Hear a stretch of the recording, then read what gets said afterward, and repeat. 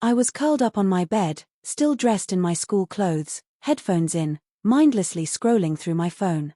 The noise of my playlist drowned out everything around me, including the knock I should have heard.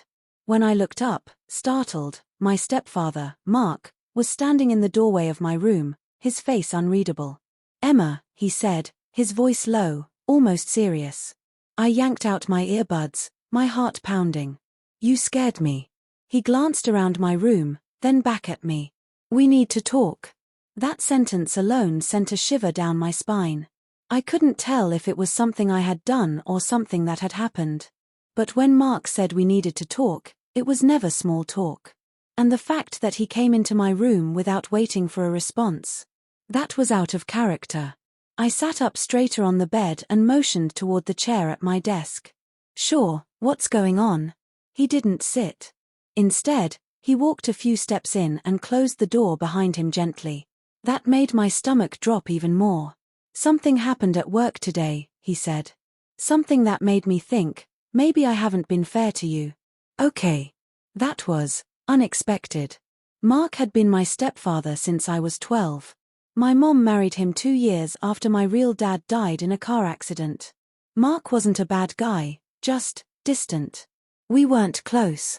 We didn't fight, but we weren't exactly friendly either. He'd always been polite but reserved, like he was just waiting for me to grow up and move out. "Okay," I said slowly, unsure what he was leading to. He rubbed the back of his neck, something he did when he was nervous. "One of the guys at the office, his stepdaughter ran away last night. He's a wreck. Doesn't know where she went or why she left. Just a note saying she didn't feel like she belonged anymore." I blinked, confused but listening closely. "And it got me thinking," he continued. "I don't actually know how you feel about being here. Or about me. Or about any of this." I stared at him. He looked human in that moment. Not just the guy who paid bills and watched sports. He looked like someone who might actually care. "I mean, do you," he asked, "feel like you belong?" It took me a few seconds to find the words. I don't know. Sometimes. I mean, it's been hard. I miss my dad a lot, and you and Mom, you guys are just in your own world sometimes." He nodded. "Yeah. I figured. But I'm not going to run away or anything," I added quickly. "This is my home. Even if it doesn't always feel like it." Mark sat down on the edge of my bed, keeping his distance respectfully. "Emma, I've been so focused on not stepping on your toes that I probably ended up ignoring you instead. I thought it was what you wanted." I bit my lip.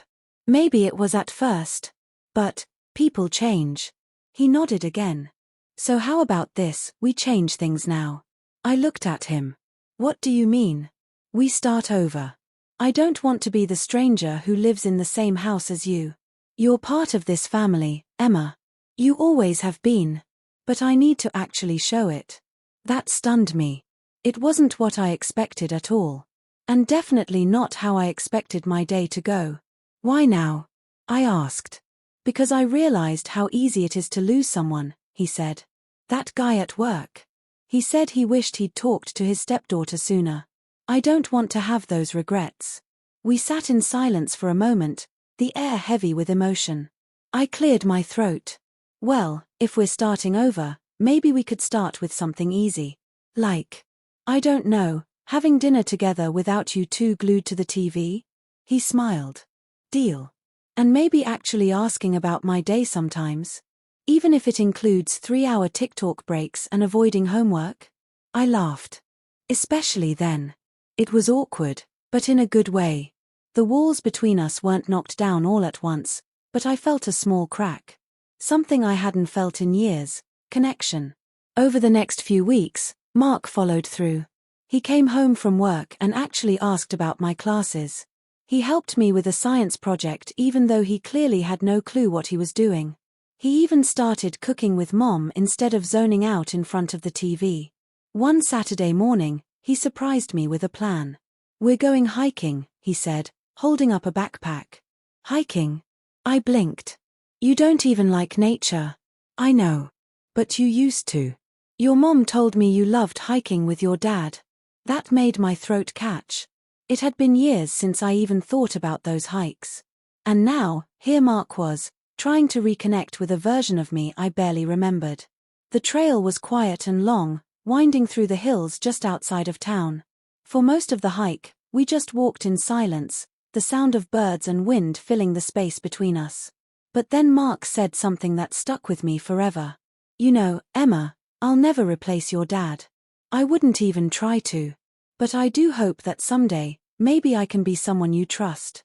Someone who's really here for you." I didn't say anything for a moment. Then I stopped walking and looked at him. "You already are. I just didn't know how to say it." He smiled, really smiled, and we kept walking. Months went by. The seasons changed. And with each one, our bond grew stronger. Then one night, everything shifted again. It was storming outside, thunder rolling through the sky like a war drum. I had fallen asleep on the couch with a book in my lap, only to be shaken awake by Mark. "Emma, wake up. Something's wrong." I jolted upright. "What?" "It's your mom. She was in a car accident. She's okay, but she's at the hospital." My heart raced as he helped me grab my coat. We rushed through the rain, barely speaking, both terrified and trying not to show it. At the hospital, we found Mom with a sprained wrist and a few bruises, but otherwise safe. Still, the sight of her on that bed made everything inside me twist. Mark held her hand and looked more shaken than I'd ever seen him. When we got home later that night, soaked and exhausted, I sat on the couch, shivering under a blanket. Mark came in with 2 mugs of cocoa and handed me one. I took it without a word. "She'll be okay," he said, trying to reassure both of us. "I know," I whispered. "But I don't want to lose her." "You won't," he said. "And you won't lose me either." That night, we stayed up talking. Really talking.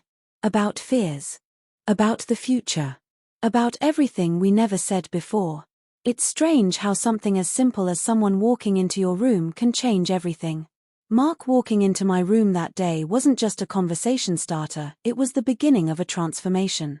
For both of us. Now, a year later, he's not just my stepfather. He's someone I call my family. Someone I trust. Someone who walked into my life and, surprisingly, stayed.